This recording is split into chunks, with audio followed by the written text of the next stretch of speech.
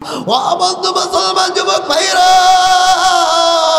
আমার নবী বললেন সাহাবীরা রে, তোমরা যদি তোমার মা বাবার সেবা যত্ন করতে পারো, তোমার মা বাবার যদি তুমি খিদমত করতে পারো, তোমার মা বাবা যদি তোমার প্রতি সন্তুষ্ট হইয়া যায়, তাহলে আমার আল্লাহ পাক রব্বুল আলামিন তোমার উপর সন্তুষ্ট হয়ে যাবে। আর আল্লাহ যার প্রতি সন্তুষ্ট হইয়া যাবে, আমার আল্লাহ ওই বান্দাকে জান্নাত দান করে দেবে। জোরে বলেন না সুবহানাল্লাহ। এ বন্ধু মুসলমান যুবক ভাইরা, আজকে আমার আপনার ঘরের ভিতরে অনেকের মা আছে, মা বাবা বৃদ্ধ হয়ে গেছে। আজকে আমরা ওই মাকে দেখতে পারি না, মাকে আমরা বরদাস্ত করতে পারি না। যুবক রে, তুমি কেমনে রে তুই তোমার মায়ের ছোটবেলার কথা ভুলে গেলা, যেই দিনকে তোমার মা ছাড়া তুমি চলতে পারতা না। আহারে আজকে এই যে আমরা শীতের রাত্রি পার করতেছি রে বাবা, আমিও তো বাবা হয়েছি, আমার বিবিও তো মা হয়েছে। আহারে আমি কত সময় দেখি আমার বিবি রাতের পর রাত আমার সন্তানের জন্য কষ্ট করে। আমার সন্তান বারবার আমার বিবির কোলের উপরে পেশাব করে, পায়খানা করে। এ বন্ধু, একটা বারের জন্য তো আমার বিবি তার সন্তানকে আঘাত করে না, গালি দেয় না। এ বন্ধু মুসলমান যুবক ভাইরা, আমার আপনার মা ছোটবেলায় আমাকেও এরকম ভাবে লালন পালন করেছে রে বাবা। মা আমারে কষ্ট দেয় নাই কখনো, মা আমারে থাপ্পড় মারে নাই। বাবাজি, বাজানরে কিছুদিন আগেও বাজানরে একটা হাসপাতালের খবরে শুনলাম, এক মা বাজানরে সন্তান প্রসব বেদনা শুরু হয়ে গেছে, সন্তান ভূমিষ্ঠ হবে। বন্ধু রে, আমার বন্ধু নর্মালি ভাবে হচ্ছে না, তাকে হাসপাতালে নিয়ে যাওয়া হইল। এইবার ডাক্তার তাকে পরীক্ষা নিরীক্ষা করার পরে বাজার রে তার ফ্যামিলির কাছে, তার স্বামীর কাছে যা বলল, ভাই গো, আপনার সন্তানের পজিশনটা কেমন তেমন কিছু ভালো না, আপনার সন্তানের পজিশন কিন্তু ভালো না। এইবার স্বামী বলল, ডাক্তার ভাই কি করতে হবে? বলল, যদি আপনার সন্তানকে বাঁচাইতে চান তাহলে কিন্তু বিবিকে বাঁচানো যাবে না, আর যদি আপনি বিবিকে বাঁচাইতে চান তাহলে সন্তানকে মারতে হবে। এখন আপনি কি বলেন? আমার বন্ধুগণ, স্বামী বলে দিল, আমার সন্তান দরকার নাই, আমার বিবি থাকলে আমার আল্লাহ আমাকে পরে আবার সন্তান দেবে। আমি আমার বিবিকে চাই, আমি আমার বিবিকে চাই। মুসলমান যুবক ভাইরা, এইবার ওই ডাক্তার যখন আমার বন্ধুগণ তার বিবির কাছে চলে আসলো, বিবির কাছে ডাক দেয়া বলতেছেন, বোন রে, তোমার সন্তানের ওরা আমার বন্ধুগণ বিভিন্ন জায়গায় বিভিন্ন জেলায় জেলায় বাড়ি করে, গাড়ি করে, আর আমরা যারা গরিব তারা আমরা আগের মতোই থেকে যাই। কথা বলেন ঠিক কিনা? আমি আপনাদের এলাকার কথা বলতেছি না, অনেক জায়গায় এরকমভাবেই হয়ে থাকে, মেম্বার চেয়ারম্যানরা চালাক হয়ে থাকে। তো ওই সময় আমি দেখছি আমাদের এলাকায় যে সমস্ত মেম্বার চেয়ারম্যান তারা নির্বাচন করত, তো ওই নির্বাচনের সময় যখন সময় আসতো, ওই সময় তো মিছিল হইতো, দলে দলে মানুষ মিছিল করত, অমকের চরিত্র ফুলের মতন পবিত্র, অমকের মার্কা ঘোড়া রান্ডা মার্কা, যাই হোক যে যেটাই বলতো। তো দেখেছি এই মিছিল করতে যায়া, বাপরে বাপ, ওই সময় একটা রেওয়াজ ছিল আমাদের এলাকায় চলতো, হলো হালিম বিড়ি, মুকুট বিড়ি, আর পরে বের হলো আকিস বিড়ি। চেনেন নাকি আপনারা? এখন মানুষ নাও চিনতে পারো, কারণ এখনকার মানুষ তো আর বিড়ি খায় না। কি খায়? যুবক ভাইরা কয় সিগারেট খায়। ওরা সিগারেটের পাশায় টান মারে, উপর দিকে ধোঁয়া ছাড়ে। এক বন্ধু আর এক বন্ধুরে কয়, দেখতো দোস্ত, আমার ধোঁয়াটা গেল কত দূর। মানে ধোঁয়া নিয়ে ওরা বাটপাটি করে। যখন আগে মানুষ বিড়ি খাইতো, এখন আর বিড়ি খায় না, সিগারেট খায়। এর থেকেও আল্লাহ তাআলা আমাদেরকে বাঁচায় রাখুক, সকলে বলেন আমিন। তো বলতেছিলাম, এই জন্য ওই সময় যারা মেম্বার চেয়ারম্যানের নির্বাচন করত, এরা কি করতো আমি দেখেছি, বলতো, তোমরা যারা আমার দলের মিছিল করবা, আমার পক্ষে মিছিল করবা, আমার মার্কার মিছিল করবা, তোমাদের মিছিলের শেষে একটা করে তোমাদের হাতে আকিস বিড়ি, মুকুট বিড়ি ধরা দেওয়া হবে। বাপরে বাপ, বিশ্বাস করবেন না বাবাজিরা, এই মিছিল করতে এমন এমন কিছু মানুষ যাদের দাড়িগুলো সাদা ধবধবা হয়ে গেছে, পা একটা কবরে যাবে ভাব। আমার দাদা একটা আকিস বিড়ির জন্য অমকের চরিত্র ফুলের মতন পবিত্র কইতে কইতে মিছিল করতে করতে পাশার থেকে লুঙ্গি খুলে গেছে, মাগার আমার দাদা মিছিল করা বাদ দেয় নাই। আশা কি? আকিস বিড়ি মিছিল করবে, মিছিল শেষে একটা হালিম বিড়ির প্যাকেট ধরায়া দেবে। এই হালিম বিড়ির লোভে আমরা মুসলমান যদি মিছিল করতে করতে লুঙ্গি খুলে ফেলাই, আমার বন্ধুগণ বলেন, যেই মাওলা পাকের এখন আমরা মিছিল করব, যেই মাওলা পাকের নাম আমরা জপব, ও বন্ধু এই মাওলা পাকের নাম জপলে আমার আল্লাহ আমাকে আকিস বিড়ি দেবে না, আমাকে হালিম বিড়ি দেবে না? ওই মাওলার যদি আমি আপনি নাম জপতে পারি, আমার আল্লাহ আমাকে আপনাকে জান্নাত দান করবে। জোরে বলেন সুবহানাল্লাহ। জান্নাত দান করবে। আমার বন্ধুগণ, সকলেই আমরা জানি আমরা সকলেই গুনাহগার। বুকে হাত দিয়ে কেউ বলতে পারবো না যে হুজুর আমার গুনাহ নাই। কথা বলেন ঠিক কিনা?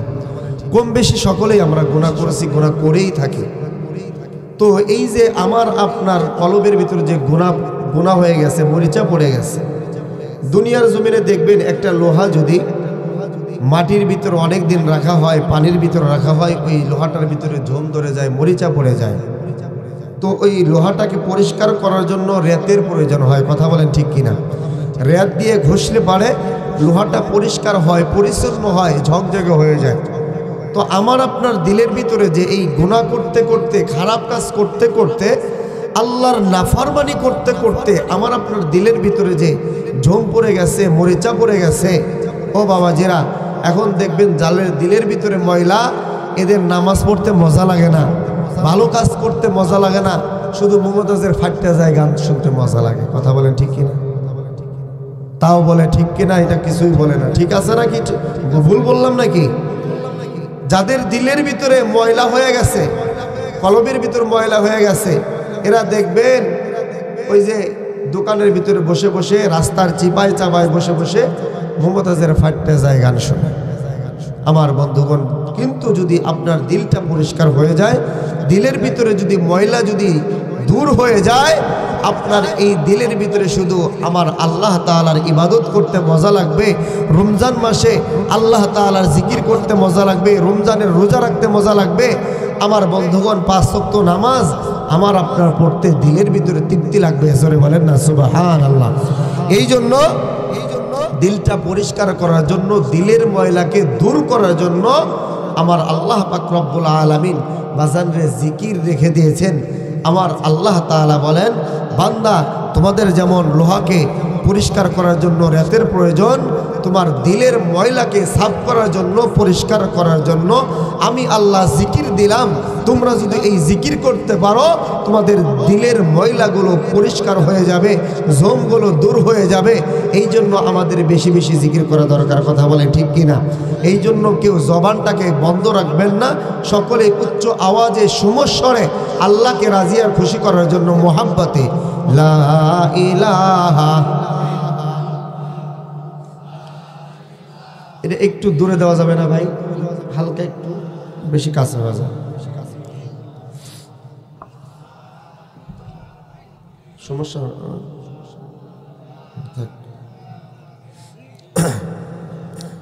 লা ইলাহা ইল্লাল্লাহ, লা ইলাহা। ভাইজান বহু দূরে মাদিনা, আমরা কেমনে যাব মাদিনা? চিল্লায় বলেন কথা ঠিক কিনা? মদিনা মন যাইতে চাই কি চাই না? যাদের যাদের চাই সকলে একসাথে বহু দূরে মাদিনা, আমরা কেমনে যাব মাদিনা? দয়া করো দয়ার আল্লাহ, দয়া করো দয়ার আল্লাহ, পোড়াও মনের বাসনা। লা ইলাহা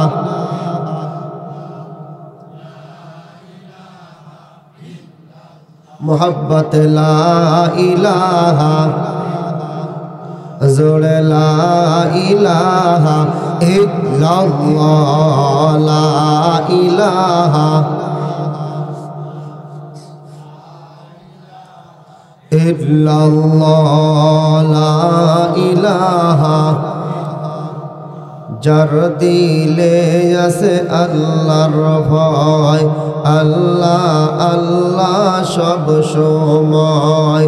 যার দিলে আছে আল্লাহর ভয়, আল্লাহ আল্লাহ সব সময়। দুনিয়াদারি ভালো লাগে না, দুনিয়াদারি ভালো লাগে না, ভালো লাগে শুধু ইল্লাল্লাহ লা ইলাহা ইল্লাল্লাহ লা ইলাহা লা ইলাহা ইল্লাল্লাহ মুহাম্মাদুর রাসূলুল্লাহ। সকলে পড়ি সাল্লাল্লাহু আলাইহি ওয়াসাল্লাম। আলহামদুলিল্লাহ, মরহুম জনাব আব্দুল মুমিন শেখ মিস্ত্রির বাড়িতে, আমিন না, জনাব আমিন শেখ মিস্ত্রির বাড়িতে 11তম ওয়াজ মাহফিলের সম্মানিত সভাপতি জনাব আব্দুল খালেক মাস্টার পীর সাহেব। আজকের মাহফিলের বিশেষ বক্তা হজরতুল আল্লাম হজরত মাওলানা আমিনুল ইসলাম সিরাজি সাহেব। আজকের মাহফিলে যিনি ঈশার পর অত্যন্ত গুরুত্বপূর্ণ তাকরির পেশ করেছেন, হাফেজ আল আমিন সাহেব। আগত হজরতে ওলামা ইকরাম, আমার সামনে বসা দূর দূরান্ত থেকে আগত আল্লাহ এবং আল্লাহর রাসূল প্রিয় দিনদার মুসলমান পরহেজগার ভাই জানারা, পর্দার আড়ালে অবস্থানরত আমার পর্দা নিশিন মা ও বোনেরা, আল্লাহ পাক রব্বুল আলামিনের দরবারে জানাই লাখো কোটি শুকরিয়া যে মহান গরিয়ান সর্বশক্তিমান আমার আপনার সৃষ্টিকর্তা আল্লাহ, যে আল্লাহ পাক রব্বুল আলামিন আমাকে আপনাকে দয়া করে মায়া করে ভালোবেসে মোহাব্বত করে জালিসুর রহমান বেহেশতের বাগানে কোরআনের মজলিসে ওলামায়ে কেরামের মজলিসে আসার জন্য বসার জন্য তৌফিক দান করেছেন। ওই মহান আল্লাহ পাক রব্বুল আলামিনের দরবারে সকলেই শুকরিয়া আদায় করি, সকলে পড়ি আলহামদুলিল্লাহ। লাখো কোটি দুরূদ ও সালাম আমার আপনার দয়ার নবী, মায়ার নবী, উম্মতের কান্ডারি নবী, রহমাতাল লিল আলামিন নবী, নবী মুহাম্মদুর রাসূলুল্লাহ।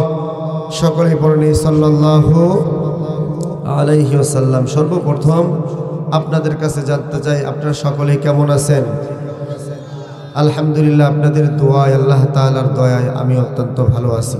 তো আজকের এই জান্নাতের বাগানে আসতে পেরে বসতে পেরে আপনারা খুশি না বেজার? এই কারা কারা বেজার হাত তুলে দেখেন তো।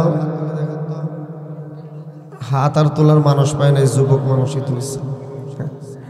সব জায়গায় গাইবান্ধা, রংপুর, এদেরকে তো আমরা মফিজ বলি না।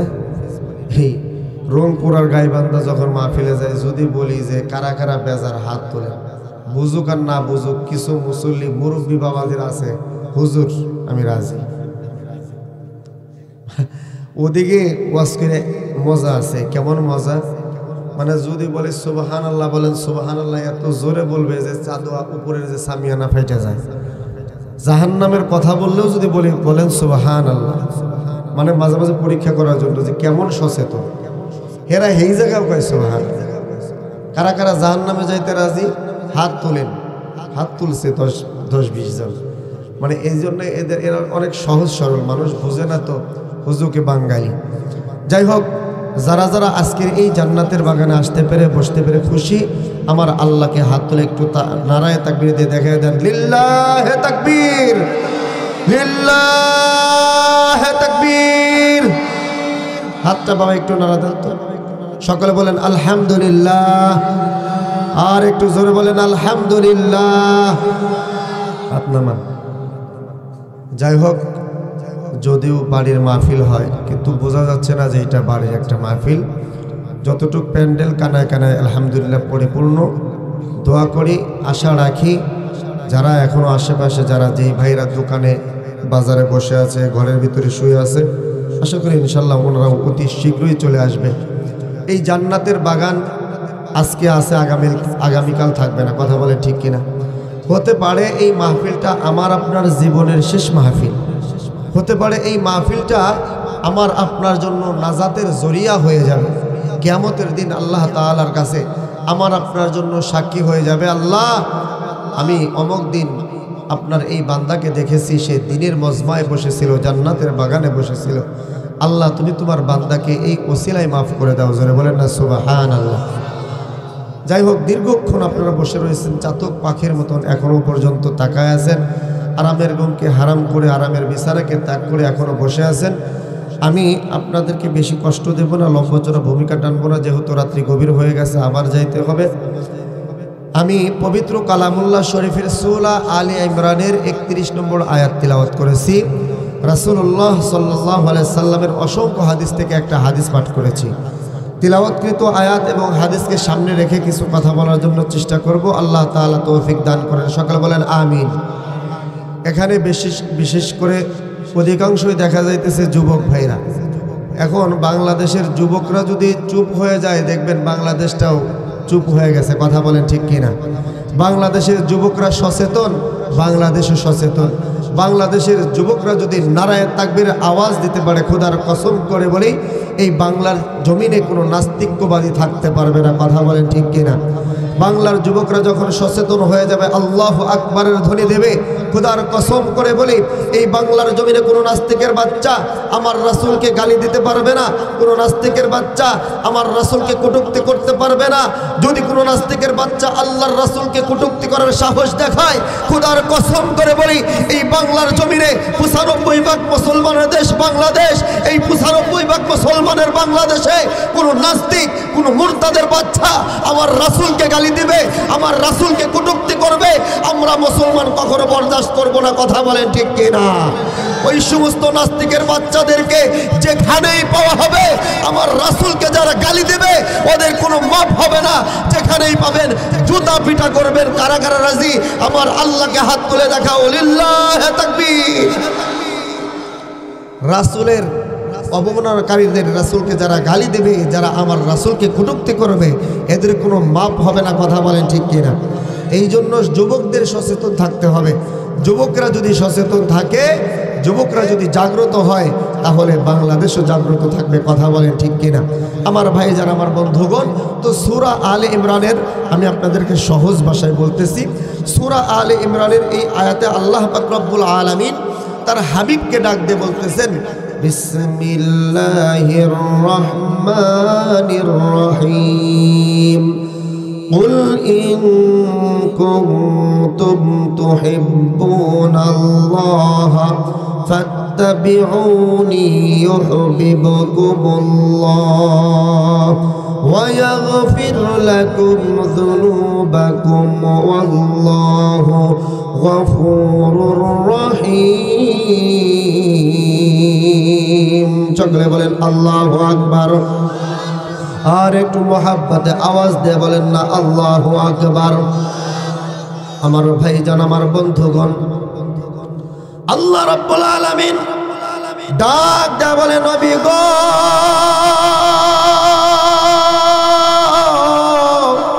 আপনি পৃথিবীর সমস্ত মানুষদেরকে জানাইয়া দেন, নবীজি, যারা আমি আল্লাহ তাআলাকে ভালোবাসতে চাই, আমি আল্লাহ তাআলাকে ভালোবাসতে চাই, নবী গো, আপনি ওই সমস্ত মানুষদেরকে বলে দিন তারা যেন আপনি নবীর অনুসরণ করে, অনুকরণ করে। যারা আপনার অনুসরণ করবে, অনুকরণ করবে, আমি আল্লাহ পাক রব্বুল আলামিন ওই বান্দাদেরকে ভালোবাসবো, মোহাব্বত করব।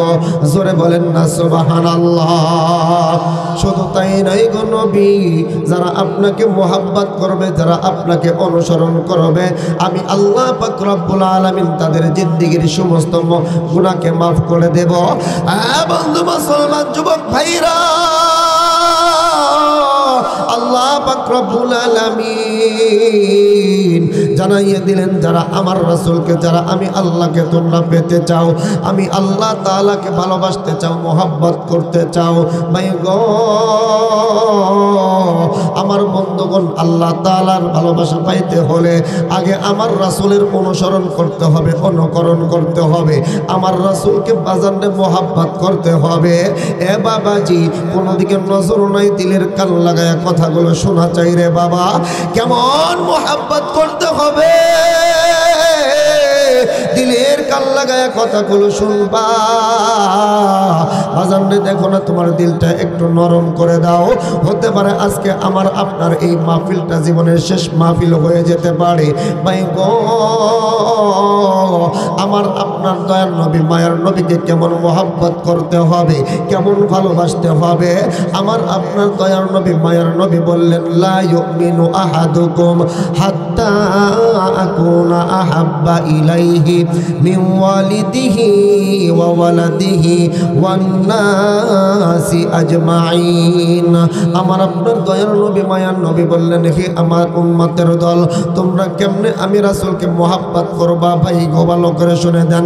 নবী আমার বললেন, লা ইউমিনু আহাদুকুম, তোমরা ততক্ষণ পর্যন্ত খাঁটি ইমানদার হতে পারবে না, খাঁটি মুমিন হতে পারবে না, যতক্ষণ না পর্যন্ত তোমরা আমি রাসূলকে তোমাদের জীবনের চাইতে, তোমাদের ধন সম্পদের চাইতে, তোমাদের বিবি বাল বাচ্চার চাইতে, তোমাদের মা বাবার চাইতে আমি রাসূলকে বেশি মোহাব্বত না করবা, ততক্ষণ পর্যন্ত তোমরা খাঁটি মুমিন হতে পারবে না। ও বন্ধু, বোঝা গেল আমার আপনার দয়ার নবী মায়ার নবীকে নিজের জীবনের চাইতে যখন আমরা বেশি ভালোবাসবো, তখন আমরা দাবি করতে পারবো আমরা খাঁটি ইমানদার। কথা বলেন ঠিক কিনা? এর আগে কখনোই বলা যাবে না আমরা রাসূলের, আমরা খাঁটি ইমানদার। ও বন্ধু মুসলমান যুবক ভাইরা রে, আমি আপনি কত আমার বন্ধুগণ দাবি করি আমরা রাসূলের উম্মত, রাসূলকে মোহাব্বত করি, ভালোবাসি, কিন্তু ভাই গো, যখন আমার আপনার দয়ার নবী মায়ার নবীকে গালি দেয় নাস্তিকের বাচ্চারা, আমার আপনার দয়ার নবী মায়ার নবীকে বাজারে কটূক্তি করে, তখন আমাদের মধ্যে কিছু নামদারি মুসলমান আছে, এই সমস্ত মুসলমানরা বাজারে প্রতিবাদ করতেও ভয় পায়। এরকম মুসলমান আছে না নাই? বোঝা গেল আপনার দিলের ভিতরে এখনো রাসূলের মোহাব্বত পয়দা হয় নাই, এখনো আপনি আমার রাসূলকে মোহাব্বত করতে পারেন নাই। ভাই গো, দিলের কান লাগায় কথাগুলো শুনবে রে বাবা। দেখো সাহাবায়ে কিরাম আমার রাসূলকে কেমন মোহাব্বত করছে, ভালোবাসছে। এ বন্ধু মুসলমান যুবক ভাইরা, এ মানিকগঞ্জ জেলার বাবাজিরা, এ দৌলতপুর থানার বাবাইরা রে, দিলের কান লাগায় কথাগুলো শোনো। দেখো না সাহাবায়ে কিরাম আমার রাসূলের জন্য কেমন পাগল ছিল, কেমন পাগল ছিল। বাইরে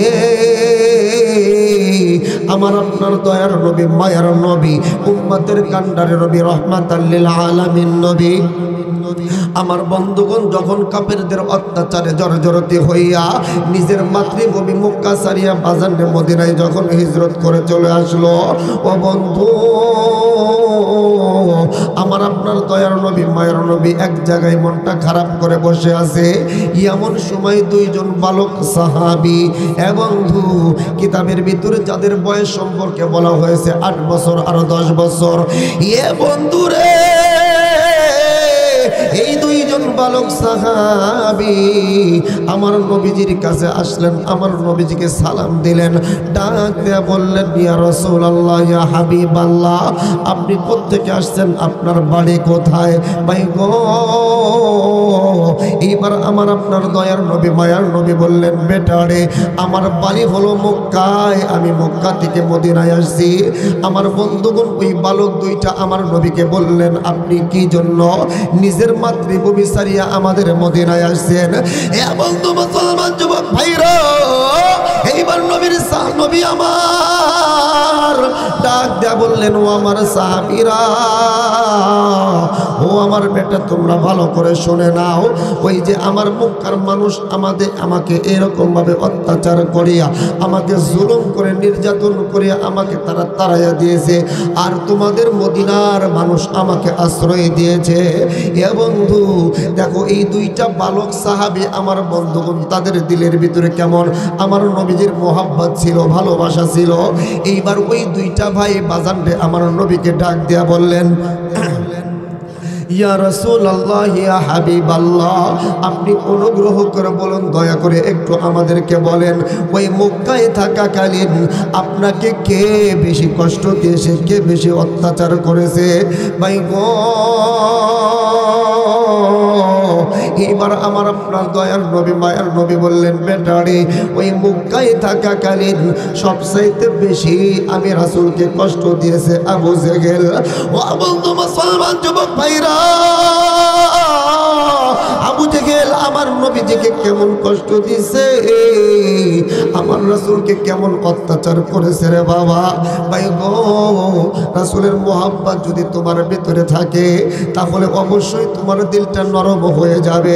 রাসূলের ভালোবাসা যদি তোমার অন্তরের ভিতরে থাকে তাহলে অবশ্যই তোমার চোখের পানি তুমি ধরে রাখতে পারবে না। বাইরে আমার রাসূলকে আবু জেহেল কেমন অত্যাচার করেছে, অবিচার করেছে। ভাই গো,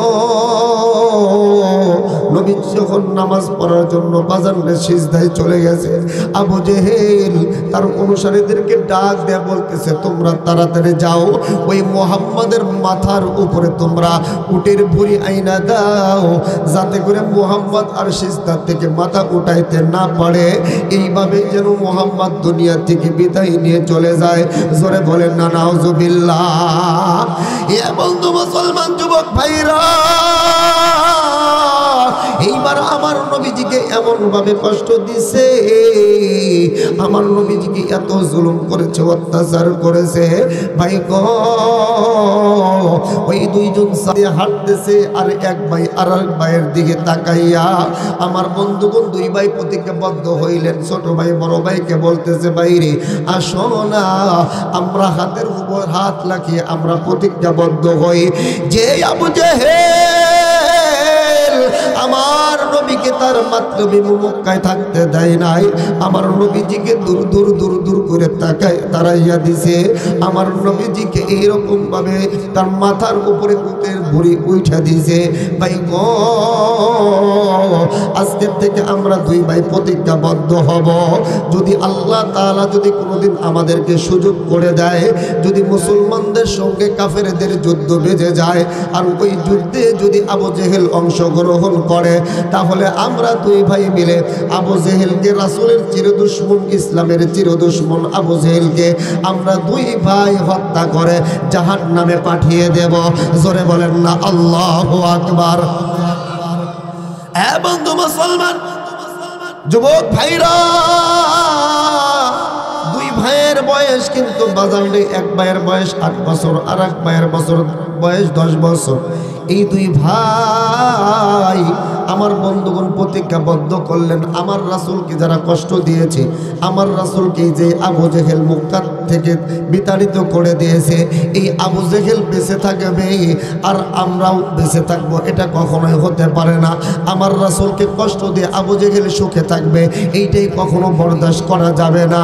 আসো ভাই, আমরা প্রতিজ্ঞাবদ্ধ হই আবু জেহেলকে যতদিন না পর্যন্ত আমরা দুনিয়ার থেকে বিদায় না করে দেব, আমরা দুই ভাই কখনো ক্ষান্ত হব না।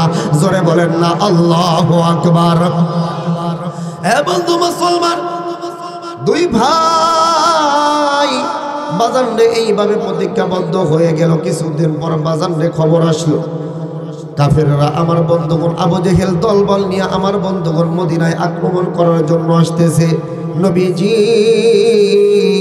ঘোষণা করে দিলেন, ও আমার সাহাবীরা, কাফেরদের সঙ্গে তোমাদের যুদ্ধ করতে হবে। আমার বন্ধুগণ এইবার সমস্ত সাহাবায়ে কেরাম বাইরে আমার বন্ধুগণ মসজিদে নববীর সামনে একত্রিত হয়ে গেল।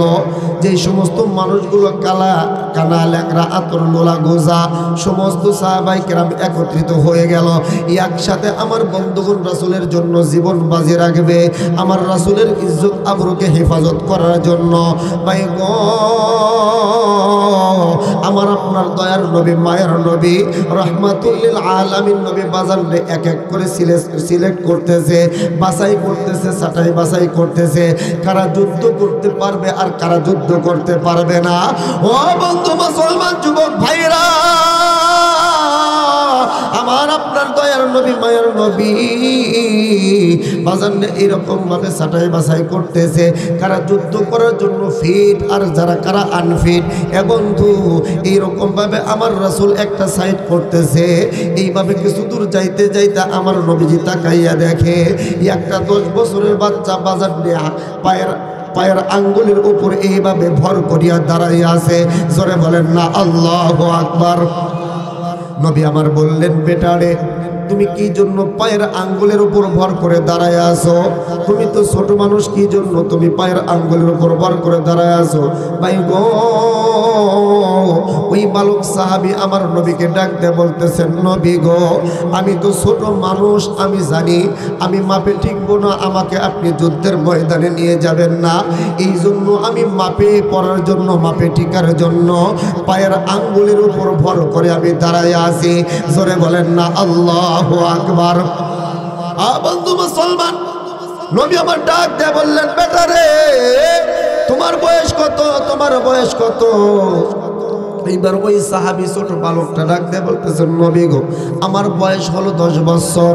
আমার নবী বললেন, তোমাকে যুদ্ধের ময়দানে নেওয়া যাবে না, তুমি যুদ্ধ করতে পারবে না, তুমি যুদ্ধ করতে পারবে না। কাফেররা তোমাকে আগে দেখলে তোমাকে আগে হত্যা করে ফেলবে। বন্ধু, এই কথা যখন আমার নবীজি বলে দিয়েছে বাজারে, এইবার ওই সাহাবীটা চোখের পানি ছেড়ে ছেড়ে কান্না শুরু করে দিয়েছে। আমার নবীকে ডাক দিয়ে বলতেছেন, নবী গো, আপনি আমাকে যুদ্ধে যাইতে নিষেধ করেন না গো নবী। নবী বললেন, কি জন্য তোমাকে আমি যুদ্ধে যাইতে নিষেধ করব না?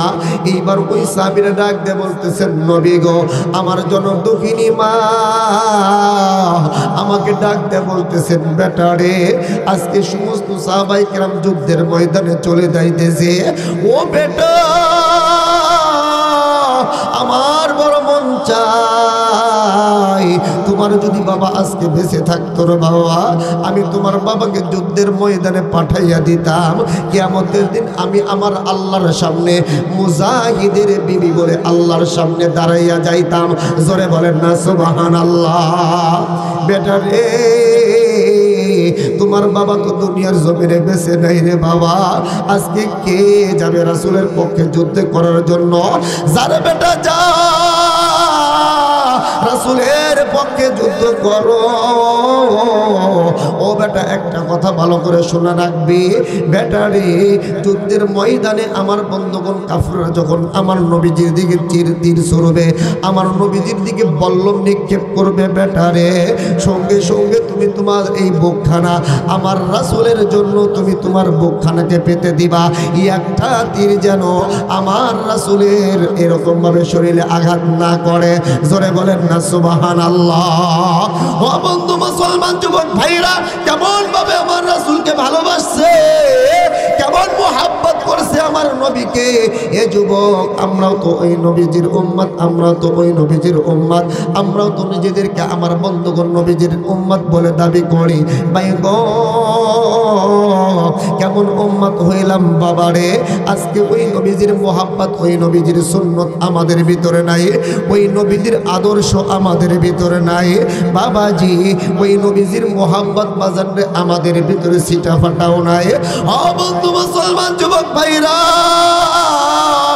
আমার নবীজির আদর্শ যদি আমাদের ভিতরে থাকতো, ওই নবীজির অনুসরণ যদি আমাদের ভিতরে থাকতো, বাজান রে, আমরা কখনো কোনো মুসলমানকে, এক মুসলমান আর এক মুসলমানকে কখনোই গালি দিতে পারতাম না। জোরে বলেন কথা ঠিক কিনা? ওই রাসূলের ভালোবাসা যদি আমাদের দিলের ভিতরে থাকতো, ভাই গো, কখনোই আমরা বাজানের দাড়ি কামাইতে পারতাম না। আজকে কত ভাই বাজানের রাসূলের উম্মত, মুহাব্বতের উম্মত দাবি করে। এ বন্ধু, আজকে তুমি কার অনুসরণ করতেছো, কার অনুকরণ করতেছো? যুবক গো, তুমি কার অনুসরণ করতেছো? এ বাবাজি, দেখো আমার আল্লাহ পাক রব্বুল আলামিন কোরআনের ভিতরে বলে দিলেন, লাকাদ কানা লাকুম ফি রাসূলিল্লাহি উসওয়াতুন হাসানা। আল্লাহ তাআলা বললেন, ও আমার বান্দারা শুনো, আমি আল্লাহ পাক রব্বুল আলামিন তোমাদের জন্য উত্তম আদর্শ রেখে দিয়েছি আমার রাসূলের মধ্যে। জোরে বলেন না সুবহানাল্লাহ। আমার আপনার আদর্শ, আমার আপনার আদর্শের প্রতীক হলো আমার রাসূল, আমরা আমাদের আইডল হলো আমাদের রাসূল। কিন্তু আজকে আমাদের যুবক ভাইরা ওই রাসূলকে আদর্শ না মেনে, রাসূলকে আইডল না মেনে আজকে আমরা আইডল মানতেছি লুচ্চা সাকিব খানকে। কথা বলেন ঠিক কিনা? আজকে আমরা আমাদের নিজেদের আইডল বানায় নিছি। কেউ বানায় নিছে নেইমারকে, কেউ বানায় নিছে মেসিকে। আমার বন্ধুগণ দেখবেন যখন বিশ্বকাপ খেলা শুরু হয়ে যায় প্রত্যেকটা যুবকের বুকের সামনে মেসির ছবি লাগানো থাকে। চিল্লায় বলেন কথা ঠিক কিনা? আওয়াজ দিয়ে বলো কথা ঠিক কিনা? ও বন্ধু মুসলমান, ভালো করে মনে রাখবা, আল্লাহর রাসূল বলেছেন আল মারউ মা মান আহাব্বা। ও যুবক, তুমি যাকে মোহাব্বত করবা, যাকে তুমি দুনিয়াতে অনুসরণ করবা, যার পথে তুমি চলবা, মনে করে রাখো কিয়ামতের দিন তার সঙ্গেই তোমার হাসর হবে। তুমি যদি নেইমারকেই ফলো করো, তুমি যদি মেসিকেই ফলো করো, তাহলে কিয়ামতের দিন ওই মেসির সঙ্গেই তোমার হাসর হবে। মেসি যদি জাহান্নামী হয় তুমিও জাহান্নামী হবা, নেইমার যদি জাহান্নামী হয় তুমিও জাহান্নামী হইবা। সাকিব খানকে ফলো করো আমি নিষেধ করি না, কিন্তু সাকিব খান যদি জাহান্নামী হয় তোমাকেও জাহান্নামে যাইতে হবে। কথা বলেন ঠিক কিনা? আর রাসূলকে অনুসরণ করবা, রাসূলের আদর্শ বুকে ধারণ করবা, আমার বন্ধুগণ রাসূলকে মোহাব্বত করবা। আমার আল্লাহ পাক রব্বুল আলামিন বলে দিয়েছেন তুমি আমার রাসূলের সঙ্গে জান্নাতি হয়ে যাইবা। চিৎকার মেরে বলেন না সুবহানাল্লাহ। আজকে যুবকরা দেখবেন কেমন অনুসরণ করে, বাপরে বাপরে বাপ। ওই যে আজকে যুবক ভাইরা তাদের চুলের কাটিং দেখেন, আর সেলুনে গেলে দেখবেন আমরা আমাদের মুরব্বী বাবা যারা আছে এরা যুবকদের কারণে ওই সেলুনে যা বেলই পায় না। কথা বলেন ঠিক কিনা? এমন পোস্ট মারে বাপরে বাপ, বাটি cutting, Neymar cutting, Messi cutting, আবার কেউ আছে এখন আবার গন্ডার কাটিং বাইর হয়েছে, আছে না নাই? কত যে কাটিং বেল হয়েছে আমার বন্ধুগণ। একদিন গেলাম সেলুনে চুল কাটার জন্য, তো এক যুবক চুল কাটতেছে, দীর্ঘক্ষণ উপরে বসে রয়েছি। নাপিতকে বললাম ভাই আর কতক্ষণ? কয় হুজুর আর মাত্র 10 মিনিট। তো কি কাটিং দিচ্ছে এই যুবকটা? কয় বাংলা লিঙ্ক কাটিং। কি লেখা? কি কাটিং? Bangla link cutting. কেমনে দিছে বাংলা লিঙ্ক কাটিং? আমার বন্ধুগণ সারা মাথা মোটামুটি ছোট করছে, আর এই যে যখন ছোট করার পর নাপিত দেখলাম কেসি দিয়ে এই জায়গাতে এই এরকম ঢেউ ঢেউ ঢেউ ঢেউ করে নাইরে করে দিচ্ছে, আবার তার উপরে একটু ঢেউ ঢেউ ঢেউ করে নাইরে করে দিল। আমার বন্ধুগণ শেষমেশ ওর কাছে বিল উঠাইলো 400 টাকা। কয়শো টাকা বিল? 400 টাকা বিল।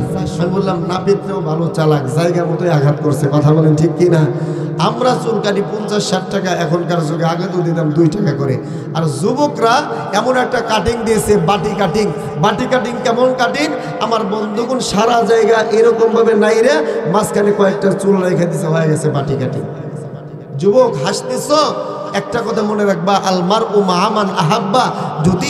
যদি তুমি এটাকেই অনুসরণ করো, যদি তুমি কাউকে ফলো করো, তাহলে এটা যে তোমার জন্য কত বড় ক্ষতির কারণ হচ্ছে আমার বন্ধুগণ মারা গেলেই না বোঝা যাবে। কথা বলেন ঠিক কিনা? আমার বন্ধুগণ সাহাবাই কিরাম রাদিয়াল্লাহু তাআলা আনহু আমার রাসূলকে কেমন ফলো করছে, কেমন অনুসরণ করছে, আর অনুসরণ করার কারণে কেমন তারা দামি হয়েছে। আমার বন্ধুগণ হযরতে ওমর রাদিয়াল্লাহু তাআলা আনহু আল্লাহর রাসূলের আদর্শকে গ্রহণ করার কারণে এই ওমর জিরো থেকে হিরো হয়ে গেছে। জোরে বলেন আল্লাহু আকবার। আমার ভাই জান, আমার বন্ধুগণ হযরতে আবু বকর সিদ্দিক রাদিয়াল্লাহু তাআলা আনহুর শাসন আমলে বাবাজি হযরতে ওমর রাদিয়াল্লাহু তাআলা আনহু গেলেন তার দরবারে, যে দেখে বাজারে কিছু আমার বন্ধুগণ মানুষের লিস্টের নাম পড়ে আছে, এমন কিছু মানুষের লিস্ট যারা নাকি বাজারে বয়স্ক হয়ে গেছে, হাঁটতে পারে না, চলতে পারে না, যারা নাকি বাজারে রান্না বান্না করে খাইতে পারে না। ও বন্ধু মুসলমান যুবক ভাইরা, দিনের কান লাগায় কথাগুলো শুনবা। দেখো রাসূলের আদর্শকে ফলো করার কারণে সাহাবায়ে কিরাম কেমন বাজারে সোনার মানুষ হয়ে গেছে, কেমন বাজারে জান্নাতি মানুষ হয়ে গেছে। ভাই গো, এই হযরতে ওমর ফারুক রাদিয়াল্লাহু তাআলা আনহু তাকাইয়ে দেখলেন কিছু নামের লিস্ট পড়ে আছে যারা নাকি যারা নাকি হাঁটতে পারে না, চলতে পারে না। বন্ধুরে এই সমস্ত আমার বন্ধুগণ মানুষগুলাকে কারা খেদমত করবে, কারা সেবা করবে, এই সমস্ত মানুষদেরও একটা লিস্ট পড়ে রয়েছে। ও বন্ধু মুসলমান যুবক ভাইরা, হযরত ওমর রাদিয়াল্লাহু তাআলা আনহু তাকাইয়া দেখলেন বাজারে একজন বিধবা বৃদ্ধ মা। এই বৃদ্ধ মায়ের নামের একটা লিস্ট পড়ে আছে। এই মা বাজারে হাঁটতে পারে না, চলতে পারে না। ভাই গো, হযরত ওমর রাদিয়াল্লাহু তাআলা আনহু দেখলেন ওই বৃদ্ধা মায়ের নামের লিস্টটা পড়ে আছে, কিন্তু কে এই আল্লাহর বান্দির খেদমত করবে, সেবা করবে, এই মানুষটার নাম লেখা নাই। ও বন্ধু মুসলমান যুবক ভাইরা রে, হযরত ওমর রাদিয়াল্লাহু তাআলা আনহু এই আমার বন্ধুগণ এই লিস্টটা দেখে অত্যন্ত খুশি হয়ে গেলেন, অত্যন্ত খুশি হয়ে গেলেন। ভাই গো, ওমর রাদিয়াল্লাহু তাআলা আনহু চিন্তা করলেন, যাই হোক ভালোই হয়েছে, এই মানুষটার খেদমত করার কোনো মানুষ নাই। আজকে থেকে আমি ওমর এই বৃদ্ধ মায়ের খেদমত করব। জোরে বলেন না সুবহানাল্লাহ। এ বন্ধু মুসলমান যুবক ভাইরা, আজকে আমরা মা বাবার খেদমত করতে পারি না, নিজের মা বাবার খেদমত করতে পারি না। ভাই গো, আমরা কেমন হতভাগা মানুষ রে বাবা, যেই মা বাবা আমারে জন্ম দিয়েছে, যেই মা বাবা আমারে বাজারে মাথার গাম পায়ে ফেলাইয়া বন্ধু টাকা পয়সা অর্জন করিয়া আমরা ডাক্তার ইঞ্জিনিয়ার বাড়াইছে। এরা যুবক এদিকে তাকাও, এদিকে তাকাও রে বাবা, আজকে একটু চোখের পানি ফেলাইয়া আমার আল্লাহর দরবারে কান্নাকাটি করবা। আমার আল্লাহকে একটাবার মোহাব্বতে ডাক দিয়া বলো না আল্লাহ। এতগুলা মানুষের ডাক তো এমন নিচু হতে পারে না, সকলে একসাথে আমার আল্লাহকে ডাক দিয়া বলো না আল্লাহ। আরে যুবক, সাহাবায়ে কেরাম দেখো আমার রাসূলের কেমন অনুসরণ করেছে, কেমন বাজানে তারা প্রতিবেশীর হক আদায় করেছে।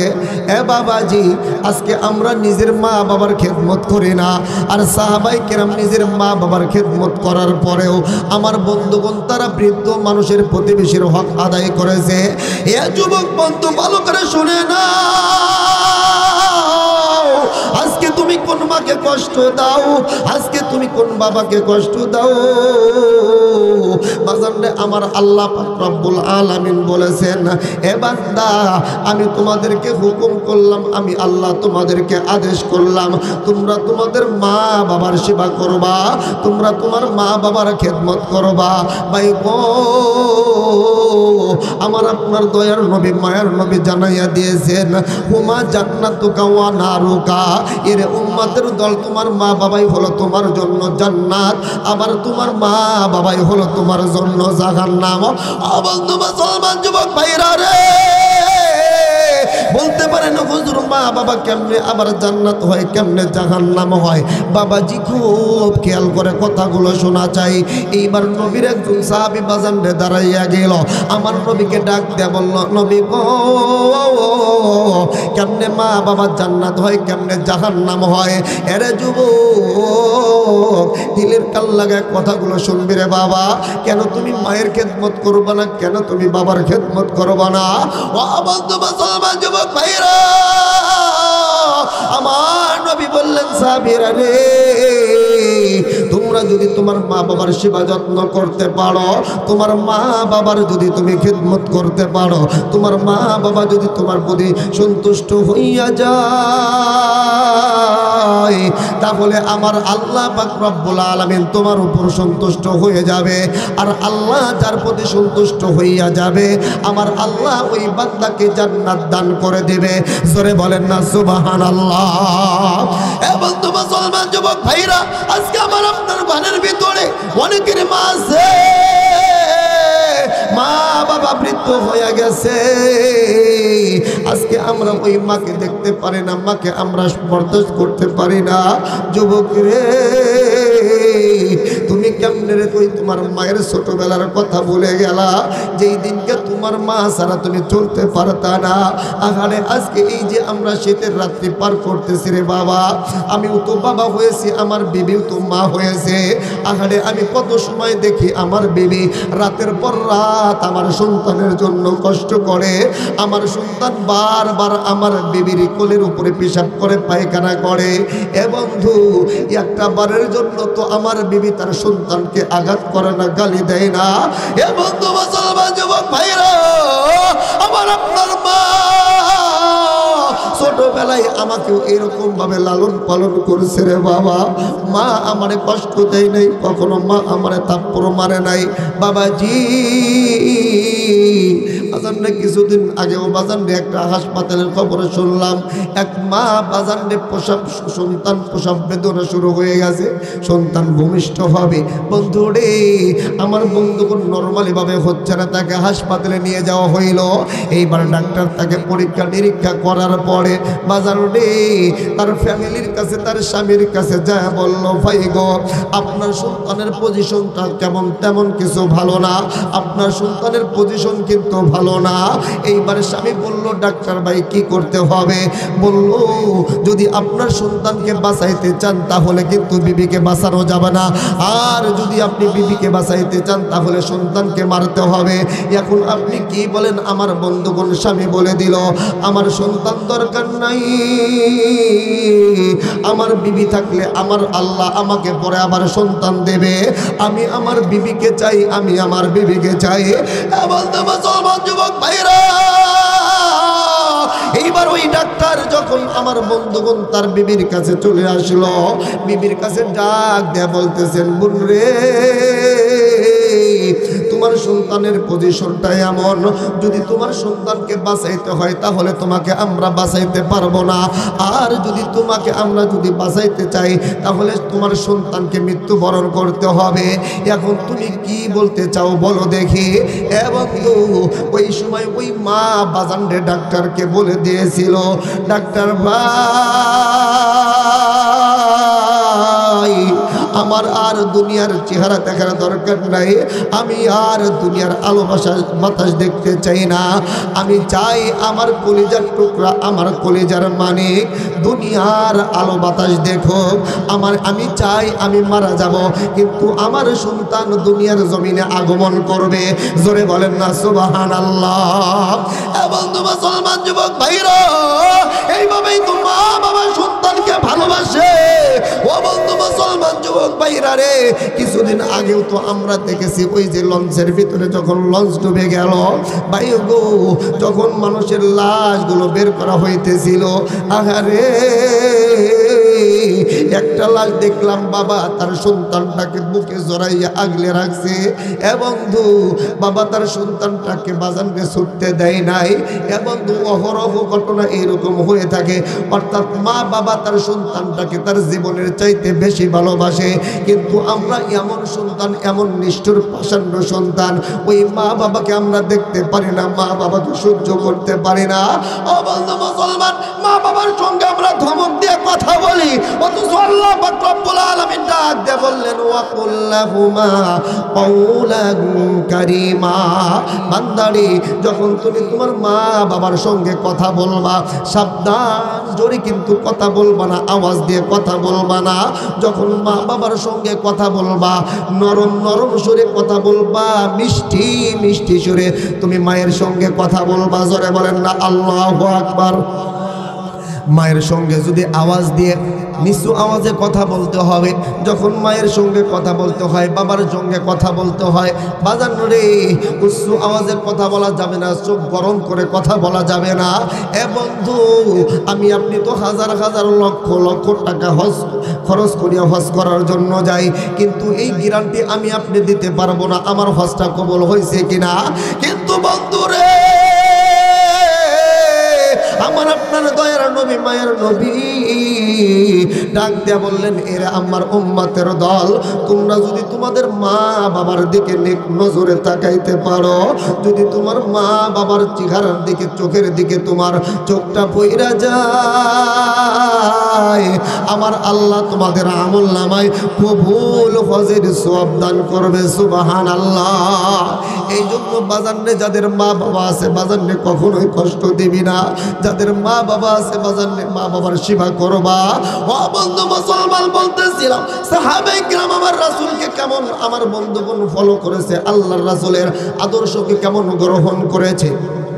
হযরত ওমর রাদিয়াল্লাহু তাআলা আনহু ওই বৃদ্ধা মায়ের লিস্টটা পাইয়া বাজানরে আনন্দে আত্মহারা হয়ে গেল। আমি এই মহিলাটার, আমি আমার এই মায়েটার খেদমত করব, সেবা করব।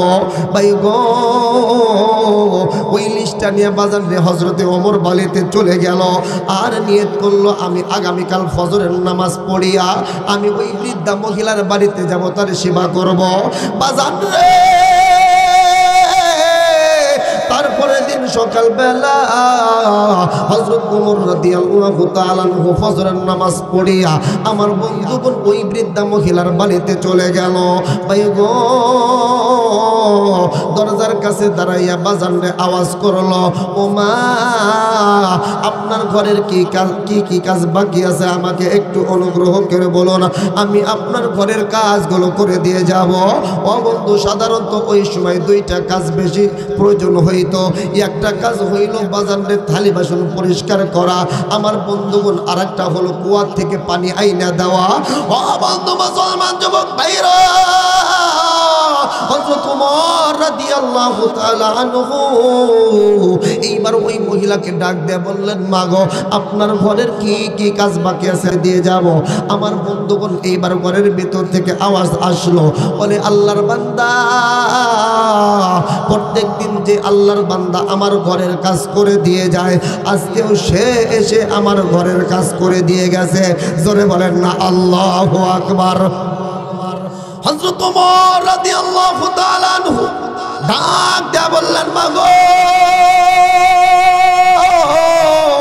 কে আপনার ঘরের কাজ করে দিয়ে যায়, কে আপনার ঘর পরিষ্কার করে দিয়ে যায়, কে আপনার পানি এনে দিয়ে যায়। মা গো, তার বাড়ি কোথায়, তার নামটা কি? এ বন্ধু মুসলমান যুবক ভাইরা, ভালো করে খেয়াল করে শুনবা। দেখো না, তারা কিন্তু একমাত্র আমার আল্লাহকে রাজিয়ার খুশি করার জন্য খেদমত করেছে।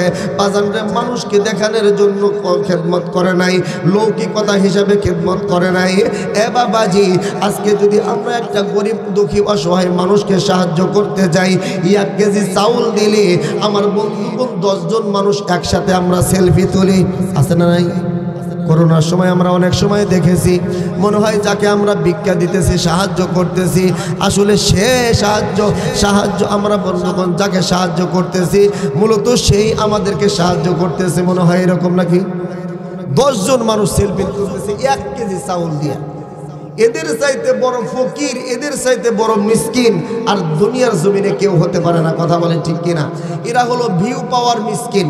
ভিউ পাওয়ার জন্য একজন মাকে, একজন বাবাকে 1 কেজি চাউল দিয়ে 10 জন সেলফি তোলে। আমার বন্ধুগণ, মনে হয় ওই বৃদ্ধা মহিলাই এদেরকে সাহায্য করতেছে। কথা বলেন ঠিক কিনা? কিন্তু হযরত ওমর রাদিয়াল্লাহু তাআলা আনহু যখন ওই বৃদ্ধা মহিলাকে বললেন, মা গো, আপনার ঘরের কাজ করে দিতে আসছি, ও মা আপনি বলুন আপনার ঘরের কি কাজ বাকি আছে। ওই বৃদ্ধা মা বললেন, বেটা, প্রত্যেক দিন যে আল্লাহর বান্দা আমার ঘরের কাজ করে দিয়ে যায়, আজকেও তো সে আমার ঘরের কাজ করে দিয়ে গেছে। ওমর বললেন, তার বাড়ি কোথায়, তার নামটা কি? দেখেন কেমন ভাবে তারা খেদমত করেছে। আমার বন্ধুগণ, বৃদ্ধা মা বলতেছেন, বেটা রে, কে আমার কাজ করে দিয়ে যায়, আজও পর্যন্ত আমি তাকে দেখি নাই, তার নামটা পর্যন্ত জিজ্ঞাসা করি নাই, সে উপর দিয়ে কোনোদিন তার পরিচয় আমাকে বলে নাই। যখন আমার বাড়ির কাছে আসে, দরজায় নক করে, ডাক দিয়ে বলে, মা গো, আমি আপনার ঘরের কাজ করার জন্য আসছি, আপনি পর্দার ভিতরে চলে যান। এইবার আমি পর্দার ভিতরে চলে যাই। আল্লাহর বান্দা আমার ঘরের সমস্ত কাজ কমপ্লিট করিয়া আমাকে আবার যাওয়ার সময় আওয়াজ দিয়ে যায়, মা, ঘরের কাজ শেষ হয়েছে, আপনি এইবার ভিতরে চলে আসুন। জোরে বলেন না আল্লাহু আকবার। আমার ভাই যান, আমার বন্ধুগণ, গভীর দিল দিয়ে কথাগুলো শুনবে রে বাবা। হযরত ওমর রাদিয়াল্লাহু তাআলা আনহু আমার বন্ধুগণ ওয়াদাবদ্ধ হয়ে গেলেন, এ বন্ধু যে করে হোক আমি এই মহিলার খেদমত করব, সেবা করব। হযরত ওমর চিন্তা করলেন আমি তো ফজরের নামাজ পড়ে গেছি, আমি ওই মহিলার খেদমত করতে পারি নাই, আজকে আমি তাহাজ্জুদের নামাজ পড়িয়াই চলে যাব, তারপরে যেমন করে হোক আমি আমার এই বৃদ্ধা মায়ের সেবা করব। বাবাজি এরপরের দিন হযরতে ওমর রাদিয়াল্লাহু তাআলা আনহু বাজারে যখন রাত্রি গভীর হয়ে গেছে তাহাজ্জুদের নামাজ পড়িয়া হযরতে ওমর হাঁটি হাঁটি পা পা করিয়া বাজারে ওই বৃদ্ধা মহিলার বাড়িতে চলে গেল। ভাই গো এইবার ওই ঘরের দরজার সামনে যাইয়া আবার হযরতে ওমর আমার বন্ধুগণ আওয়াজ করলেন, ও মা এইবার আপনি বলুন আপনার ঘরের কি কাজ বাকি আছে, আমি আপনার ঘরের কাজ করে দেওয়ার জন্য আসছি। বাবাজি এইবার যখন বাজারে হযরতে ওমর আওয়াজ দিলেন, ঘরের ভিতর থেকে বাজারে বৃদ্ধ মা আওয়াজ দিল, বেটা রে প্রত্যেক দিন যে আল্লাহর বান্দা আমার ঘরের কাজ করে দিয়ে যায়, আজকেও সে আমার সমস্ত ঘরের কাজ করে দিয়ে গেছে। বন্ধু মুসলমান যুবক ভাইরা, হযরত ওমর রাদিয়াল্লাহু তাআলা আনহু বাজারে তিনিও তো নাসর বান্দা, কে রে এমন করে আমার বন্ধুগণ নামের ভিতর লিস্ট নাই, তার লিস্টের ভিতর নাম নাই, কে আল্লাহকে রাজি আর খুশি করার জন্য এমন গোপন ভাবে বাজারে খেদমত করে যাইতেছে, অবশ্যই অবশ্যই আমাকে দেখতে হবে। এ বন্ধু দেখো না, এরপরে হযরত ওমর রাদিয়াল্লাহু তাআলা আনহু চিন্তা করলেন আমি আজকে ঈশার নামাজ পড়িয়া ওই বৃদ্ধার বাড়িতে চলে যাব, এরপরে দেখব কে আল্লাহর কোন আল্লাহর এই বান্দা কাজ করে। ও বন্ধু মুসলমান যুবক ভাইরা, এরপরের দিন ঈশার নামাজ পর হযরত ওমর রাদিয়াল্লাহু তাআলা আনহু বন্ধু রে এইবার হাঁটি হাঁটি পা পা করিয়া মাথায় বাজারে একটা চাদর নিয়া হযরত ওমর রাদিয়াল্লাহু তাআলা আনহু ওই বৃদ্ধা মহিলার বাড়ির উঠানের এক কোণায় যায় বাজারে চুপ করে বসে রইলেন, উকি মেরে বসে রইলেন। এ বন্ধু রাত্রি যখন গভীর হয়ে গেল, সমস্ত মানুষ যখন ঘুমাইয়া গেল, হযরত ওমর তাকাইয়া দেখে একজন আল্লাহর বান্দা ভাই গো হাঁটি হাঁটি পা পা করে বাজারের সামনের দিকে আসতেছি। হযরত ওমর লক্ষ্য করে দেখে ওই আল্লাহর বান্দার পায়ের সঙ্গে আমার বন্ধুগণ পায়ের সঙ্গে চটি নাই, খালি পায়ে আল্লাহর বান্দা আস্তে আস্তে করে আসতেছে।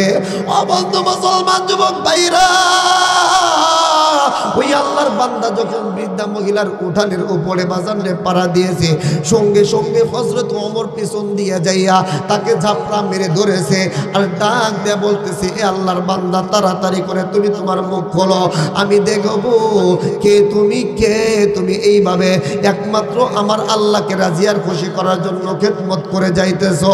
ও বন্ধু মুসলমান যুবক ভাইরা, এইবার যখন ওই আল্লাহর বান্দা আমার বন্ধুগণ মুখের উপর থেকে বাজারে পর্দাটা সরাইল, হযরত ওমর তো তার চেহারা দেখে বড় আশ্চর্য হয়ে গেছে, আরে এ তো আর কেউ নয়, এ তো খলিফাতুল মুসলিমিন হযরতে আবু বকর সিদ্দিক রাদিয়াল্লাহু তাআলা আনহু। জোরে বলেন না আল্লাহু আকবার। একজন খলিফাতুল মুসলিমিন বাজারে আমার বন্ধুগণ অর্ধজাহানের বাদশাহ হযরতে আবু বকর সিদ্দিক রাদিয়াল্লাহু তাআলা আনহু রাত্রি বেলায় বাজারে বৃদ্ধা মায়ের খেদমত করার জন্য যায়, একজন বাজারে অসহায় মায়ের খেদমত করার জন্য যায়, অথচ আমার বন্ধুগণ আমরা আমাদের মায়ের খেদমত করতে পারি না, আজকে আমরা আমাদের বাবার খেদমত পর্যন্ত করতে পারি না। ও বন্ধু এই কাজটা কখন হযরতে ওমর করেছে, হযরতে আবু বকর করেছে, যখন নাকি আমার বন্ধুগণ হযরতে আবু বকর আমার রাসূলকে অনুসরণ করেছে। জোরে বলেন কথা ঠিক কিনা? আল্লাহর রাসূলের অনুসরণ যখন আমি আপনি করব, আমার বন্ধুগণ আমরাও অটোমেটিকলি এইরকম ভাবে তাদের মতন হয়ে যাব, তাদের মতন জান্নাতি মানুষ হয়ে যাব, তাদের মতন সোনার মানুষ হয়ে যাব। আমাদের নামও আমার বন্ধুগণ ইতিহাসের পাতায় স্বর্ণ অক্ষরে লেখা থাকবে। ওলিয়া আউলিয়া তারা যেমন ভাবে মানুষের খেদমত খেদমত করেছে, মা বাবার খেদমত করেছে, আজকে আমরা ইজ্জতের সহিত তাদের নামগুলো আমরা নেই। এই জন্য বাজান রে, আল্লাহর রাসূলের অনুসরণ করতে হবে, আল্লাহর রাসূলকে ফলো করতে হবে। যারাই রাসূলের ফলো করবে, অনুসরণ করবে, অনুকরণ করবে, আমার আল্লাহ বলল তারাই তোমরা আমার রাসূলের সঙ্গে জান্নাতি হয়ে যাইবা। চিৎকার মেরে বলেন না সুবহানাল্লাহ। এইবার দেখেন ওই যে বড় 10 বছরের বালক আমার রাসূলকে বলতেছেন, নবী গো, আমার মা তো এই কথা বলেছে, আমাকে যদি যুদ্ধে না নিয়ে যান তাহলে আমার মা বড় কষ্ট পাবে, আমার মা কান্না করবে। আমার বন্ধুগণ, নবী আমার বললেন, ঠিক আছে যাও, তোমাকে যুদ্ধের জন্য সিলেক্ট করা হলো।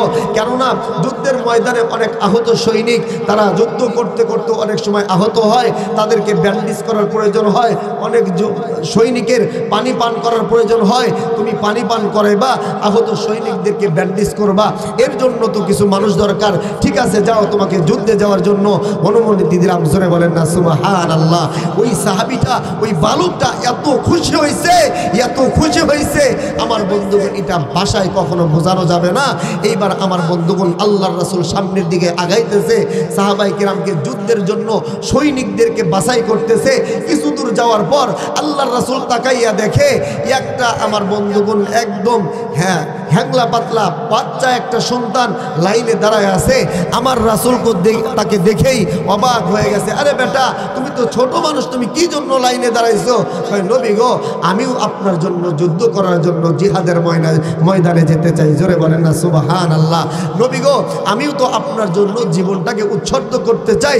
ওগো নবীজি, আমিও তো আবু জেহেলকে, আমি আপনার জন্য আবু জেহেলকে এরকমভাবে হত্যা করে তাকে জাহান্নামে পাঠাইতে চাই। জোরে বলেন না আল্লাহু আকবার।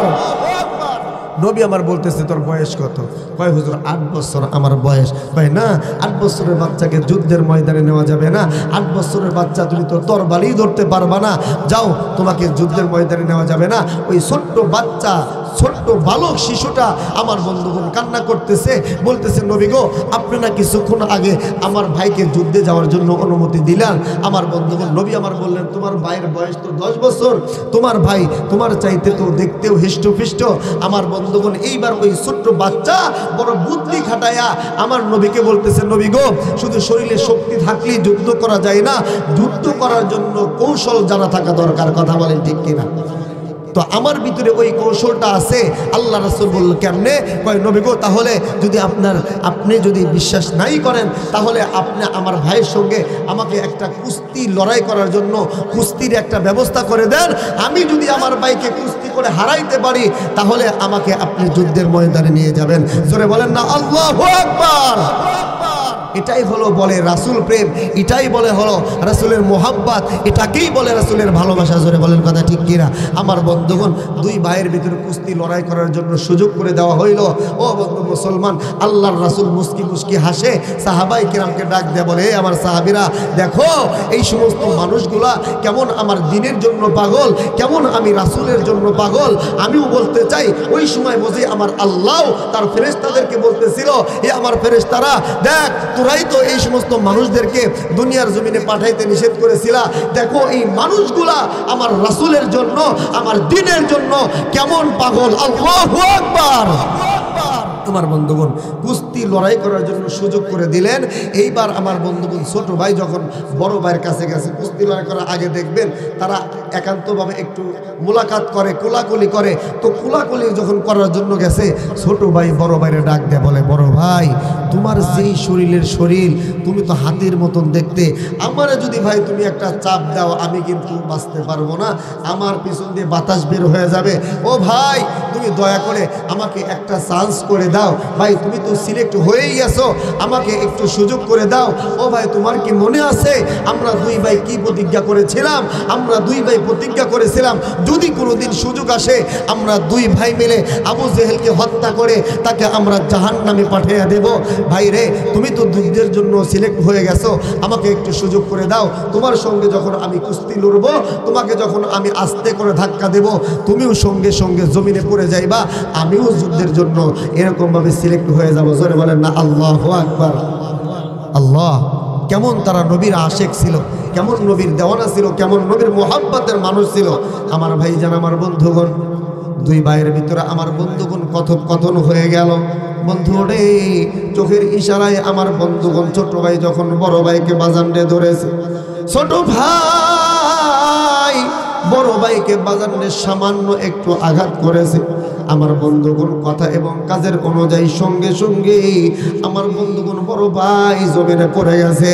আমার নবী বললেন, বেটারে বুঝতে পেরেছি, জানে যা, তোমাদের দুই ভাইকে আমি যুদ্ধে যাওয়ার জন্য অনুমতি দিয়ে দিলাম। বন্ধু মুসলমান যুবক ভাইরা, এখন সামনে হবে আসল খেলারে বন্ধু।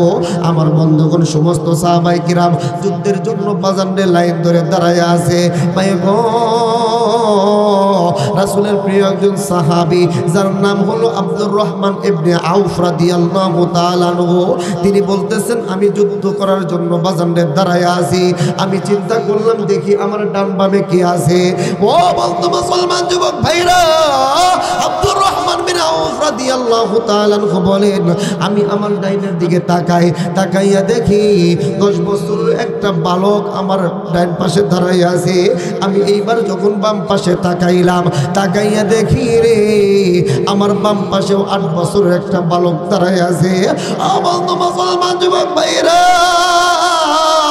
আব্দুর রহমান ইবনে আউফ রাদিয়াল্লাহু তাআলা আনহু চিন্তিত হয়ে গেল, বিচলিত হয়ে গেল। আমার বন্ধুগণ তিনি পেরেশান হয়ে গেলেন, হায় রে, ওই কাফিররা যদি দেখে আমার দুই পাশে দুইজন ছোট মানুষ, তারা তো আগে তাদেরকে আঘাত করবে, কেমনে আমি তাদেরকে বাঁচাবো, আর কেমনেই বা আমি নিজেকে আত্মরক্ষা করব। ও বন্ধু মুসলমান যুবক ভাইরা, এমন সময় হযরত আব্দুর রহমান বিন আউফ রাদিয়াল্লাহু তাআলা আনহু তিনি বলেন, আমি মনে মনে চিন্তা করতেছিলাম আমি আমার পজিশনটা এইখান থেকে আরেক জায়গায় নেব। এমন সময় ওই দুইজন ছোট ভাই আমাকে ডাক দেয়া বললো, ও চাচা যান, আপনি কি আমাদেরকে বলে দিতে পারবেন কাফেরদের নেতা আবু জেহেল কোথায়? আবু জেহেল কোথায়? বন্ধু আব্দুর রহমান ইবনে আউফ রাদিয়াল্লাহু তাআলা আনহু বলে, আমি ওই ছোট বাচ্চাদের এই প্রশ্ন শুনিয়া অবাক হয়ে গেলাম। ডাক দেয়া বললাম, বেটা রে, কি জন্য তুমি আবু জেহেলদের নাম জিজ্ঞাসা করতেছো? আবু জেহেলকে দিয়ে তোমরা কি করবা? এইবার দুই ভাই ডাক দিয়ে বলতেছেন, ও নবীর সাহাবী, আমরা দুই ভাই শুনেছি এই আবু জেহেল নাকি আমার নবীকে সবচাইতে বড় কষ্ট দিয়েছে। এই আবু জেহেল নাকি আমার নবীজির চোখ দিয়ে পানি ঝরাইছে। ও চাচা, আমরা শুনেছি এই আবু জেহেল আমার নবীজির কপালে এরকম ভাবে পাথর নিক্ষেপ করে আমার নবীজির কপাল মোবারক ফাটাইয়া ফেলাইছে। ও বন্ধু মুসলমান যুবক ভাইরা, কোন নবীকে তুমি আদর্শ হিসাবে গ্রহণ করো না? কোন নবীকে তুমি মুহাব্বত করো না? যেই নবী আমার আপনার জন্য বাজান রে সারা জীবন আমার আপনার জন্য কান্না করেছে, এখনো নবী আমার আপনার জন্য বাজান রে কান্না করে। ও বন্ধু, কেমন নবী পাইছো, কেমন নবী পাইছো রে বাবা। এ বন্ধু মুসলমান আমার বন্ধুগণ, একদিন আম্মাজান হযরত আয়েশা সিদ্দিকা রাদিয়াল্লাহু তাআলা আনহা আমার রাসূলকে বাজান রে গোসল করাইতেছিল। এমন সময় আম্মাজান হযরত আয়েশা সিদ্দিকা রাদিয়াল্লাহু তাআলা আনহা আমার রাসূলকে ডাক দিয়ে বললেন, নবী গো, আপনাকে যে ওই যে উহুদের ময়দানে এইরকম ভাবে কাফেররা কষ্ট দিয়েছিল, আপনার দান্দার মুবারক শহীদ করা হয়েছে। নবী গো,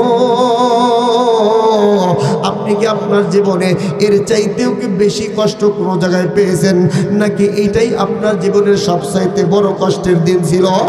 বন্ধু মুসলমান যুবক ভাইরা রে, হ্যাঁ দৌলতপুর থানার বাবাজিরা, এই কথাটা শোনার পর আমার আপনার দয়ার নবী মায়ের নবী দুটি চোখের পানি ছেড়ে ছেড়ে আমার বন্ধুগণ কান্দের ডাক দেয়া বলে, আয়েশা রে, তুমি আমার কাটা গায়ের নুনের ছিটা দিলা রে আয়েশা। এর আয়েশা শুনো, আমাকে ওই যে উহুদের ময়দানে যে কষ্ট দেওয়া হয়েছিল, এর চাইতে আমি নবীজি বেশি কষ্ট পেয়েছিলাম ওই যে আমার বন্ধুগণ তায়েফের ময়দানে। বন্ধু মুসলমান, তায়েফবাসীরা কেমন কষ্ট দিয়েছিল আমার নবীকে, কেমন অত্যাচার করেছিল। কিতাবের ভিতর আসছে বাজান রে আমার আপনার দয়ার নবী মায়ার নবী বড় আশা নিয়া বাজান রে মক্কা থেকে তায়েফের ভিতরে আসলেন দিনের কালেমার দাওয়াত দেওয়ার জন্য, মানুষকে আমার বন্ধুগণ জাহান্নামী মানুষগুলোকে জান্নাতে বানাবার জন্য। ভাই গো আমার আপনার দয়ার নবী মায়ার নবী যখন নাকি তায়েফের ভিতরে আসলো বাবা, ওই তায়েফবাসীর কাছে যখন বলল লা ইলাহা ইল্লাল্লাহ, তোমরা আমার আল্লাহকে ছাড়া কারো ইবাদত করতে পারবে না, তোমরা আমার এক আল্লাহকে আল্লাহ বলে মেনে নাও। আমার মুসলমান যুবক ভাইরা, এই কথাটা বলার সঙ্গে সঙ্গে ওই তায়েফবাসীরা এমন নিষ্ঠুর এমন খারাপ আচরণ আমার নবীর সঙ্গে করলো রে বাবা, আমার নবীর সঙ্গে এমন খারাপ ব্যবহার করলো বাজান রে।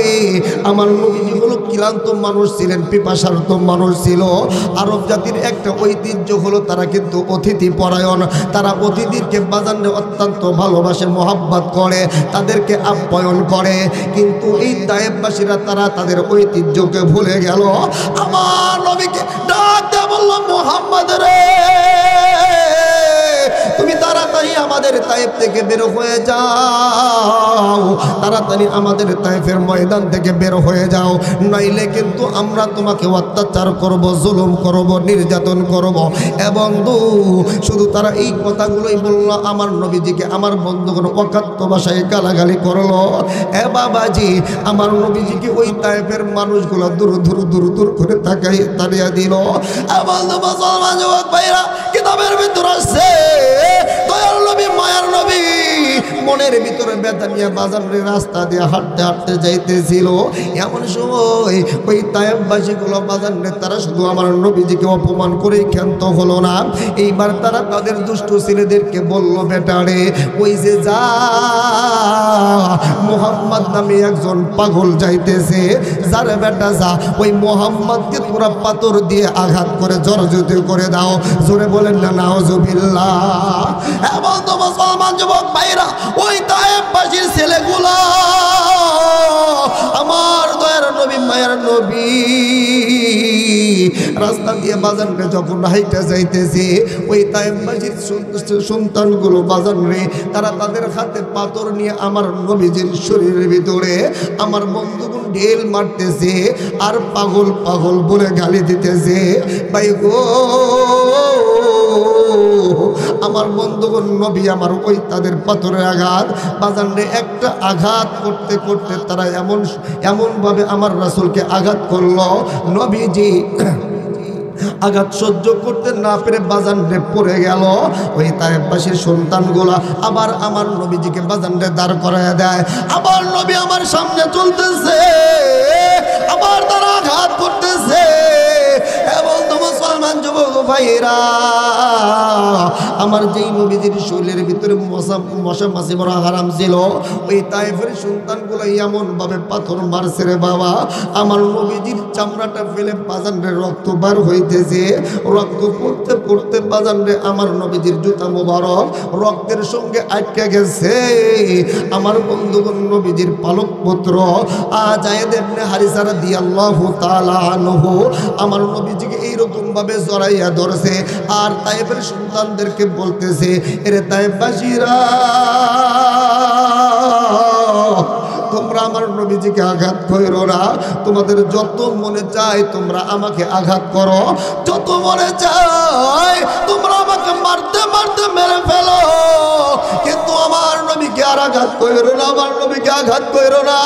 এবং মুসলমান যুবক ভাইরা রে, তারপরে ওই তায়েফবাসীর সন্তানগুলো বাজারে শোনে না, আমার নবীজিকে পাথর মারতে মারতে আমার নবীজির শরীরটা ব্যথায় কাতর হয়ে গেল। নবীজি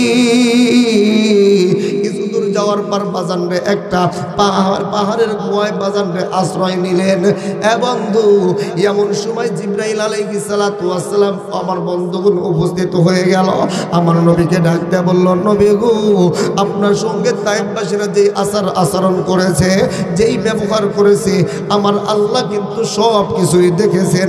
আমার আল্লাহ আমাকে হুকুম করেছে, ওগো নবীজি, আপনি যদি অনুমতি দেন এই তায়েফবাসীগুলোকে তাদেরকে এই তায়েফের এই পাহাড়ের মাঝখানে এনে আমি জিবরাইল তাদেরকে দুই পাহাড়ের মাঝখানে এনে দুই পাহাড়কে একত্রিত করে তাদেরকে আমি দুনিয়া থেকে বিদায় করে দেব। মুসলমান যুবক ভাইরা, যেই রাসূলকে পাথর মারতে মারতে রক্তাক্ত করা হইল, যেই রাসূলকে পাথর মারতে মারতে আমার বন্ধুগণ ব্যথায় কাতর করে ফেলানো হয়েছে, যেই আমার বন্ধুগণ এই রাসূল আমার হাঁটতে পারে না, চলতে পারে না, এ বন্ধু যখন নাকি আমার রাসূলকে বলছে নবী গো আপনি যদি অনুমতি দেন এই তায়েফবাসীগুলোকে আমি এই পাথরের ভিতরে চাপা দিয়ে তাদেরকে দুনিয়া থেকে বিদায় করে দেব। নবী আমার বলে জিবরাইল, আমার আল্লাহ তো আমারে গজবের নবী বানায় নাই, আমার আল্লাহ তো আমাকে রহমাতুল লিল আলামিন নবী বানায় পাঠাইছে। আমার আল্লাহ তো আমাকে বিশ্ববাসীর জন্য, সমস্ত মাখলুকাতের জন্য রহমতের নবী বানায় পাঠাইছে। আল্লাহু আকবার। আর চিল্লায় বলেন না আল্লাহু আকবার। বন্ধু আমার নবীজি হলো সমস্ত মাখলুকাতের জন্য রহমত, আমার নবীজি হলো এতিমদের জন্য রহমত, আমার নবীজি হলো কৃষকদের জন্য রহমত, আমার নবীজি পশু পাখির জন্য রহমত। নবী আমার বলেন জিবরাইল, আমার আল্লাহ তো আমাকে বান্দাকে মানুষকে কষ্ট দেওয়ার জন্য পাঠাই নাই, আমার আল্লাহ তো আমি রাসূলকে রহমাতুল লিল আলামিন বলিয়া বানা পাঠাইছে। বন্ধু মুসলমান যুবক ভাইরা, নবী আমার বললেন জিবরাইল, যেই মানুষগুলো এখন আমাকে কষ্ট দিয়েছে হতে পারে এই মানুষগুলোর ভিতর থেকে একটা সময় তারা দলে দলে ইসলামের ছায়া তলে আশ্রয় গ্রহণ করবে। জোরে বলেন না সুবহানাল্লাহ। বাজান রে, এত কষ্ট দেওয়ার পরেও যেই নবীজি আমার আপনার জন্য অভিশাপ করে নাই, এত কষ্ট দেওয়ার পরেও বাজান রে আল্লাহর কাছে বিচার দেন নাই, ওই নবীকে বাজান রে আজকের থেকে কারা কারা আমার রাসূলের আদর্শকে গ্রহণ করবেন, কারা কারা বাজান রে আজকের এই ময়দানের ভিতরে একটা ভাই একটু ওয়াদাবদ্ধ হন না, যেই নবীজি আমার আপনার জন্য কান্না করে, যেই নবীজি আমার আপনার জন্য পাগলের মতন চটফট করে, ওই নবীজিকে রাজি আর খুশি করার জন্য আজকে একটা ভাই একটু দাঁড়াইয়া বলেন না হুজুর আমি আগে দাড়ি চাচতাম আর আজকের থেকে দাড়ি চাচবো না, আমি আমার নবীজিকে আর আঘাত করব না। একটা ভাই আল্লাহর রাস্তায় একটু দাঁড়াইয়া যাও না, দাঁড়াইয়া যাও, আমার রাসূলকে একটু মোহাব্বত করে দেখাইয়া দাও। আমি আমার রাসূলের জন্য, আমি আমার রাসূলের আশিক, আমি আমার রাসূলের জন্য পাগল। এর যুবক তোমার জন্য খাস করে দোয়া করব, তোমার হায়াতের জন্য দোয়া করব, তোমার জন্য দোয়া করব। একটা যুবক ভাই দাঁড়ায় যায় না হুজুর আমি আমার আল্লাহর রাস্তায় আর কোনোদিন দাড়ির ভিতর খোর লাগাবো না। একটা ভাই একটু দাঁড়ান না ভাই, একটু দাঁড়ান দাঁড়ান, রাসূলের মোহাব্বতে একজন বলেন না যুবক ভাইরা একটু বলেন আর রাসূলকে কষ্ট দেব না, দাড়ি মোবারক এতদিন সেভ করেছি আজকের থেকে সেভ করবো না। একটা ভাই নাই? দাঁড়ান ভাই দাঁড়ান। লিল্লাহে তাকবীর, লিল্লাহে তাকবীর। আমার মোহাব্বতের ভাই ওয়াদাবদ্ধ হয়েছেন, এতদিন যাই করেছেন ইনশাল্লাহ আজকের থেকে আর দাড়ি কামাবে না, আর দাড়িতে খুন লাগাবে না। আল্লাহ তুমি তাকাইয়া দেখো, তুমি তাকাইয়া দেখো, যাকে উদ্দেশ্য করে মাহফিলের আয়োজন করা হয়েছে ওনার সন্তান নবীর আশিক, নবীর জন্য ওয়াদাবদ্ধ হয়েছে আর কোনোদিন দাড়িতে খুন লাগাবে না। আল্লাহ তুমি তোমার বান্দাকে কবুল করে নাও, সকল বলেন আমিন। এ যুবক, এ যুবক তাকাইয়া দেখো, তোমরাও এরকম ওয়াদাবদ্ধ হয়ে যাইবা, আজকের থেকে আর দাড়িতে খুর লাগাইবা না, আজকের থেকে আর আল্লাহর রাসূলকে কষ্ট দিবা না। আল্লাহ তাআলা আমাদের সকলকেই কবুল করে নেন, সকল বলেন আমিন।